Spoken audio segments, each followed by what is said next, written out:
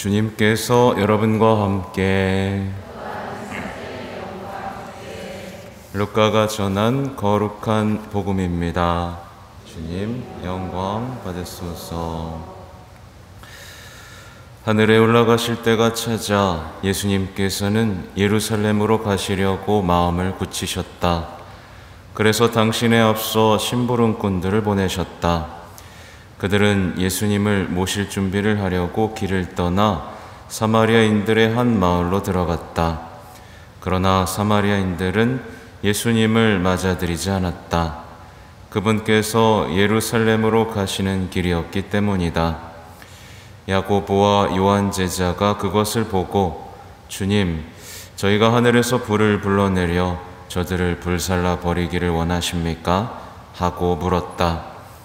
예수님께서는 돌아서서 그들을 꾸짖으셨다. 그리하여 그들은 다른 마을로 갔다. 그들이 길을 가는데 어떤 사람이 예수님께 어디로 가시든지 저는 스승님을 따르겠습니다 하고 말하였다. 그러자 예수님께서 그에게 말씀하셨다. 여우들도 굴이 있고 하늘의 새들도 보금자리가 있지만 사람의 아들은 머리를 기댈 곳조차 없다. 예수님께서는 다른 사람에게 나를 따라라 하고 이르셨다. 그러나 그는 주님, 먼저 집에 가서 아버지의 장사를 지내게 허락해 주십시오 하고 말하였다. 예수님께서는 그에게 죽은 이들의 장사는 죽은 이들이 지내도록 내버려 두고 너는 가서 하느님의 나라를 알려라 하고 말씀하셨다. 또 다른 사람이 주님, 저는 주님을 따르겠습니다. 그러나 먼저 가족들에게 작별 인사를 하게 허락해 주십시오 하고 말하였다. 예수님께서 그에게 이르셨다.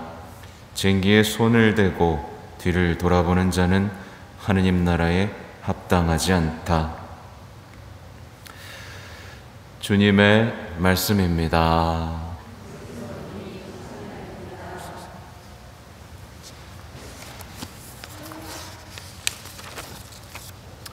참 예수님. 네, 어린 친구들 안녕하세요.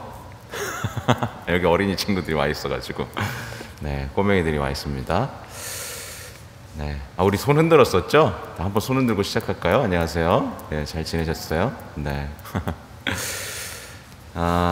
요즘에 저한테는 축복인데요. 신자분들이 저한테 이제 뭐랄까요? 신앙 고민을 많이 얘기하시는 편입니다. 오늘 같은 경우는 미사 후에 고해도 요청해 주셨고 또 질문도 해 주셨어요. 그럼 제가 좋을까요? 싫을까요? 네, 좋습니다. 왜냐하면 제가 설명한 것을 잘못 이해하는 분들도 있고 이해하지 못하는 분들도 있고 받아들이지 못하는 분들도 있기 마련이거든요. 근데 그것을 해소하지 못한 채 집에 돌아가면 그날은 허탕친 거예요. 그쵸? 오늘 복음이 우리 여기 계신 모든 분들에게 쏙 들어와서 당신께는 생명의 말씀이 있습니다 라고 고백할 수 있어야 주일을 잘 보내신 것이고, 주일을 잘 보내야 일주일을 힘차게 살아갈 힘을 얻겠죠. 그렇죠? 동의하시죠? 근데 오늘 복음의 내용은 온통 무슨 내용이냐면 제자로서의 삶에 대한 내용이에요. 네, 제자로서의 삶이고 성령의 인도를 따라 사는 삶입니다. 그리스도인으로서 마땅히 해야 될 일이죠. 여러분들은 제자예요, 아니에요? 제자죠, 제자. 네, 제자인 척. 제자는 너가 해라 하고 나는 안 할 건데 라는 분 없죠? 예, 생각보다 많아요. 제자는 너가 하고 나는 그냥 구경할게 라는 분들이 생각보다 많죠. 근데요, 고민하시는 분들, 신앙에, 그러니까 삶에서 어려움을 겪고 계신 분들 있잖아요. 뭐 자식 때문에 힘들기도 하고 직장 문제 때문에 힘들기도 하고 뭐 여러 가지 고민이 있을 수도 있죠. 그 고민들은 사실 언제 싹 사라지는지 아세요? 바로 제자로서의 삶을 시작할 때 사라집니다. 제자로서의 삶을 시작하면 고민이 없어져요. 주님께 대한 신뢰 속에서 힘차게 주님을 체험하면서 성장해 나갑니다. 앞으로 쭉쭉 나가게 되어 있어요. 그게 제자들입니다. 그래서 복음의 사도행전 보면 제자들은 고민에 빠졌다, 우울증에 걸렸다, 예, 포기했다, 이런 내용 있나요? 없죠. 늘 성공하시고 함께 하시는 예수님의 체험에 대한 어떤 기록들만 남아있잖아요. 그러니까 여러분들이 제자가 되잖아요? 그러면 여러분은 주님의 일만 기록할 일만 남은 겁니다. 근데 제자에서 싹 빠져가지고 난 잘 먹고 잘 사는 게 내 목표야, 이렇게 되면 온갖 고민 속에 빠지게 되고, 말하자면 하느님의 역사에서 여러분의 삶은 지워지는 거예요. 여러분은 나름대로 가치 있고 열심히 살았다고 생각하지만 여러분의 삶의 역사는 하느님에게서 싹 사라지고 세상이 끝나는 날 너 누구냐? 저요? 저 매일 미사 나왔었는데요? 난 너를 모른다. 이렇게 되는 겁니다. 그러니까 여러분은 하느님의 역사 속에 포함되어야 되고, 그러기 위해서 오늘 복음을 나에게 주어진 복음이라고, 사제들에게만, 수도자들에게만 해당되는 복음이 아니라 나에게 해당되는 복음이라는 것을 받아들이셔야 돼요. 제가 왜 이렇게 얘기하는지 아세요? 오늘 복음을 받아들이기가 힘들 것이기 때문에 그렇습니다. 오늘 복음을 보면 처음에는 어디 가든지 따르겠다라는 제자가 나오는데, 예수님께서는 여우들도 굴이 있고 하늘의 새들도 보금자리겠지만 사람의 아들은 머리를 기댈 곳이 없다라고 말씀하시죠. 그래, 너 나 잘 따라와야 돼, 이렇게 보듬어 주시는 게 아니라 뭔가 한탄하는 것만 같은 느낌인데, 이것은 뭐냐면 당연한 겁니다. 그죠? 제자로서 예수님을 따라 나서는데 어떻게 편안할 수 있겠어요? 그죠? 불편하죠. 계속해서 떠내야 됩니다. 말하자면 안락하고 편안한 삶이 이제 그의 목표가 되는 게 아니에요. 그의 목표는 제자니까 예수님이 원하는 걸 가장 잘 도와드릴 수 있는, 예수님이 원하는 걸 가장 잘 실행할 수 있는 게 그의 삶의 조건이 되어야 됩니다. 맞죠? 그죠? 그러니까 당연히 자꾸만 안주하려는, 그래서 보면 오늘날의 세상 사람들의 삶의 스타일이 뭐예요? 집을 하나 마련하고 더 아늑하게 꾸미는 거잖아요. 그렇죠? 거기서 막 행복을 느끼잖아요. 우리 집 예쁘다 이렇게. 근데 그게 아니라 뭐라고요? 사명을 위해서 떠나고 순회하는 삶, 복음을 선포하는 삶 속으로 이제 빨려 들어가는 게 제자로서의 삶이다 라고 말씀을 하시는 거죠. 또 그 다음 사람에게는 이제 너 나를 따라라 그랬더니 아버지 장사, 그러니까 장례를 좀 치르고 가겠다라고 하는데, 예수님은 굉장히 매몰차죠. 마땅히 해야 될 것만 같은 이 물음에도 죽은 이들의 장사는 죽은 이들이 지내도록 내버려 두고 너는 가서 하느님의 나라를 알려라. 굉장히 충격적인 내용입니다. 이 말도 뭐겠어요? 하느님 나라가 최우선이 되어야 된다는 얘기겠죠. 그 무엇보다 하느님 나라가 최우선이 되어야 되는데, 말하자면 제자한테 가장 중요한 현실은 뭐예요? 먹고 사는 거예요? 아니죠. 제자한테 가장 중요한 현실은 하느님 나라가 오게 하는 거죠. 그래서 실제로도 생각해 보면 죽은 이들의 장사를 지내는 것, 물론 그것도 굉장히 중요한 일이죠. 근데 사실 생각해 보면 더 중요한 게 뭐예요?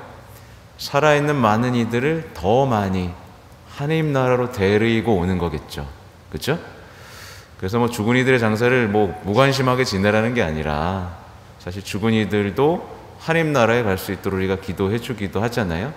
근데 여기서 강조되는 건 그 무엇도 하느님 나라보다 우선할 수 없는 하느님 나라의 우선성에 대한 얘기를 하시는 거예요.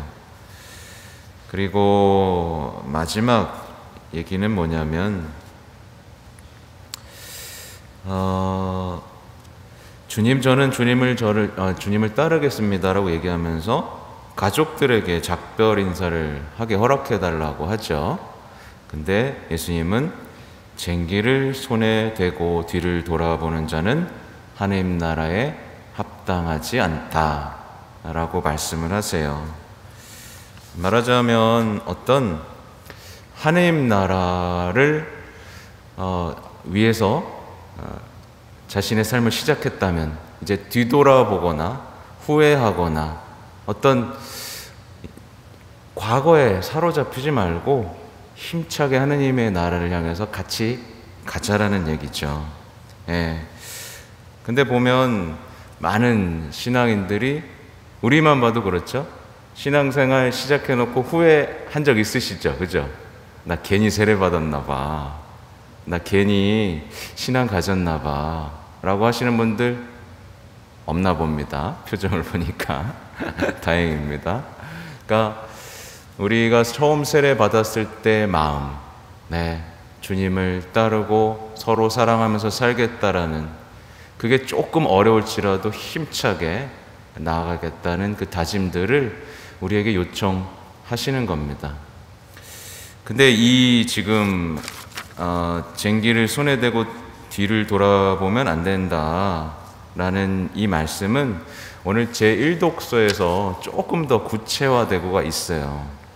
보면 엘리야와 엘리사 예언자의 만남인데 이제 엘리사가 어떤 엘리야 예언자의 제자로서 예언자로서의 삶을 이제 막 시작하려는 장면이죠. 근데 여기서 엘리야가 부르니까 엘리사가 어떻게 해요? 소를 잡아서 또 쟁기를 부수어서 그것을, 그러니까 말하자면 내가 가지고 있던 안정적인 재산, 그죠? 그걸 포기한 채 이제 위험한 삶을, 그죠? 위험을 무릅쓰는 예언자의 삶을 향해서 나아가고 있죠. 그죠? 마치 베드로 보는 것 같죠. 베드로가 자기 배도 버리고 그물도 버리고 이렇게 떠났던 것처럼 그걸 떠올리게 하는 장면입니다. 그래서 소와 쟁기를 버려두고 이제 엘리야를 따라 나서는 이 제자의 모습을 상징적으로 보여주고 있죠.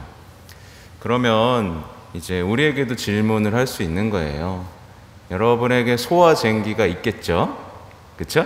소와 쟁기 버릴 수 있겠어요? 대부분 이 질문에 못 버리는데요, 이렇게 얘기합니다. 그래서 소와 쟁기를 챙기고 제자도 하면 안 돼요? 이렇게 묻습니다. 근데 그게 가능할까요? 가능하지 않을까요? 가능한 게 아니죠. 그러니까 소 쟁기를 질질 끌고 다니면서 예수님 같이 가요. 예?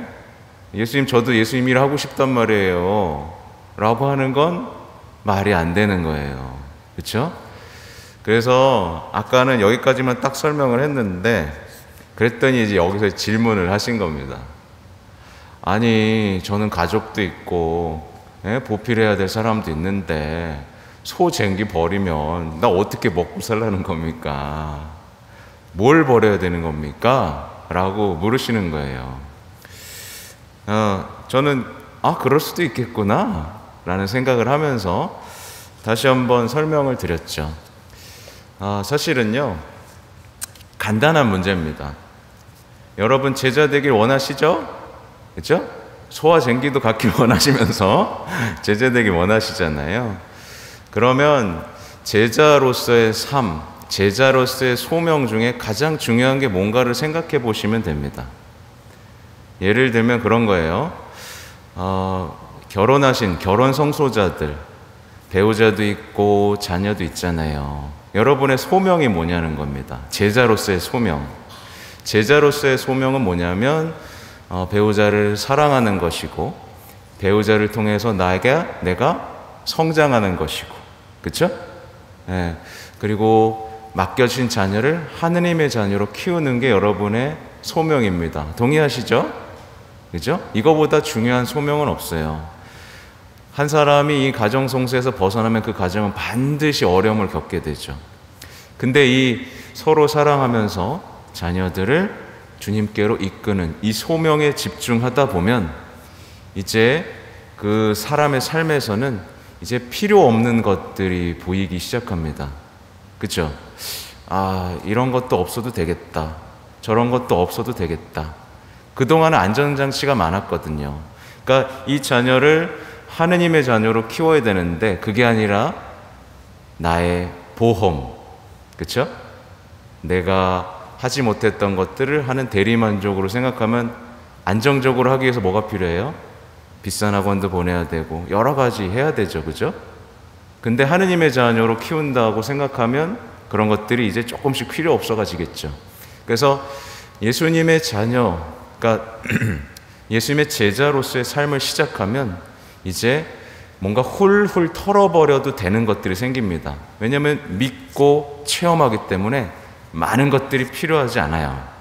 그래서 민첩하게 주님의 제자로서의 삶을 살기 위해서는 뭐가 필요 없구나라는 것이 보이면서 이제 소화쟁기를 버릴 수 있는 힘이 생기죠. 그죠? 근데 그게 아니라 예수님의 제자로 살 생각이 없어요. 그냥 나는 우리 가족이 잘 먹고 잘 살고 내 아들은 내 자식들은 좋은 대학 가서 떵떵거리면 살겠으면 좋겠다라는 생각이 있다면 눈을 둘러보면 뭐만 보이는 거예요? 필요한 것만 보이는 거예요. 예. 그래서 매일 홈쇼핑하고 마켓을 돌아다니면서 더 필요한 게 뭐가 있을까? 더 못해준 게 뭐가 있을까 하면서 점점 살림은 늘어나만 가는 겁니다. 그러면서 이제 예수님하고는 상관없는 삶을 사는 거죠. 하나님의 역사에서 지워지는 거예요. 정말 불행한 거죠. 그래서 여러분에게 중요한 건 대단한 일을 하라는 게 아닙니다. 대단한 사람들처럼 집, 가정 다 버리고 주님의 제자로서 순례하는 어떤 가난한 수도자의 삶을 살라는 게 아닙니다. 여러분이 여러분의 자리에서 주님의 제자로서 최선을 다할 때 필요 없는 것들이 보이고 해주시는 것들이 보이면서 기쁘게 성장할 수 있는 기회가 온다라는 겁니다. 예. 그리고 중요한 게 있습니다. 오늘 제2독서의 내용을 묵상한 건데 주님의 제자가 되지 않으면 우리는 오늘 제2독서의 내용에 따라 이렇게 됩니다. 여러분은 자기가 원하는 것을 할 수 없게 됩니다. 그러니까 성령의 인도를 따르지 않으면, 성령을 내 스승님으로 삼지 않으면 우리는 원하는 것을 할 수 없게 됩니다. 당연하죠. 당연합니다. 그러니까 사람들은 예수님의 제자가 되지 않아도 자기가 원하는 삶을 살 수 있다라고 생각하죠. 그죠? 자기의 어떤 판단력과 지식, 능력 이런 것들로 내 삶을 바꿔나갈 수 있다라고 생각합니다. 예. 근데 다 실패하죠. 그게 아닙니다. 신앙인의 삶을 바꿔갈 수 있는 힘은 스승님에게서 배우는 것밖에 없어요. 그래서 신앙인은 삶은 언제 바뀌냐면 스승이신 예수님께 예, 제가 하겠습니다 라고 순종할 때 그의 삶은 바뀌어요. 그리스도의 삶은 예와 아니옵니다. 그죠? 내가 옳고 그름을 판단하는 게 아니라 주님의 말씀이 진리입니다. 주님이 승리하셨습니다 라고 하면서 따라가는 힘에 있는 거거든요. 그죠? 그리고 제자가 되지 않으면 정말 중요한 건 이제 예수님에게서 아무것도 배울 수가 없게 돼요. 생각보다 많은 분들이 기도를 어떻게 해야 되냐라고 묻는 분들이 있습니다. 기도를 어떻게 해야 될지 모르겠다. 이럴 땐 어떻게 해야 될지 모르겠다. 저럴 땐 어떻게 해야 될지 모르겠다. 왜 그래요? 제가 시작할 때 말씀드렸죠? 그 사람은 예수님의 제자가 아니기 때문에 예수님께 배울 수가 없는 거예요. 근데 제자로서의 삶을 시작하면 예수님이 제자로 사니까 기도도 알려주고 성경도 설명해주고, 그죠? 무엇을 해야 가장 좋은 삶을 살 수 있는지도 알려주시겠죠. 그러니까 저는 주님의 제자가 되고 싶습니다. 주님, 저에게 말씀하십시오. 제가 순종하겠습니다. 저를 가르쳐 주십시오 하면 배워가면서 성장해 갈 수 있는 거예요. 근데 난 제자 하고 싶지 않고 제가 제자 할 겁니다 라고 하면 아무리 기도가 하려고 해도 기도를 할 수 없고, 아무리 좋은 일을 하려고 해도 할 수 없는 어떤 무력감 속에 빠지게 되죠. 제자가 아니기 때문에. 그리고 뭐만 많아질까요? 질문만 많아집니다. 질문만. 하느님, 왜 이 세상을 그냥 두셨어요? 왜 저 사랑해주지 않으세요? 왜 저 사람 왜 잘해주지 않으세요? 질문만 많아집니다. 제자로서 힘차게 가난하고 어두운 곳을 향해 나아가면서 자신이 할 일을 찾아 나가는 게 아니라 질문만 많아지고 멈춰선 채 자신만을 위해 사는 삶을 시작되는 거죠. 그때부터 이제 불행한 거예요. 마지막으로 말씀드리고 싶은 건, 예수님의 제자가 되면 예수님을 사랑할 수 있게 됩니다. 그렇죠? 예수님의 제자도 아니면서 예수님을 사랑할 수는 없어요. 그렇죠? 예수님의 제자가 되면 예수님을 사랑할 수 있게 되고, 예수님을 사랑하게 되면 다른 사람을 사랑할 수 있게 됩니다. 반대로 예수님의 제자가 되지 못한 채 예수님하고 사랑을 키워가지 못하잖아요. 그러면 그 사람은 어떻게 되냐면 아무도 사랑할 수 없는 사람이 됩니다. 결국 오늘 제2독서에 나오는 얘기죠. 육의 욕망을 따라 살아가는 가운데 원하는 것을 할 수 없는 사람. 그래서 착해지고 싶어도, 좋은 사람이 되고 싶어도, 아름다운 사람이 되고 싶어도 되지 못하는, 사랑 없는 메마른 영혼이 되고 맙니다. 그래서 제자로서의 삶은 굉장히 축복이라는 거 잊지 마세요. 다 제자 되실 거죠? 네. 여기는요, 제자들의 공동체예요. 주님께 배우고, 주님을 따르고, 주님을 사랑하고, 주님의 일이라면 목숨을 바치고, 하느님 나라라면 무엇이든지 할 수 있는 그런 준비된 제자들의 모임이라는 것, 이걸 잊지 마시고, 나도 이제 제자로 한번 살아보겠다. 내 삶이 비록 소박하고 내가 별로 맡겨진 게 없는 것 같지라도 나도 한번 제자로 살아보겠다라는 다짐들을 좀 하실 수 있으면 좋겠습니다. 아멘.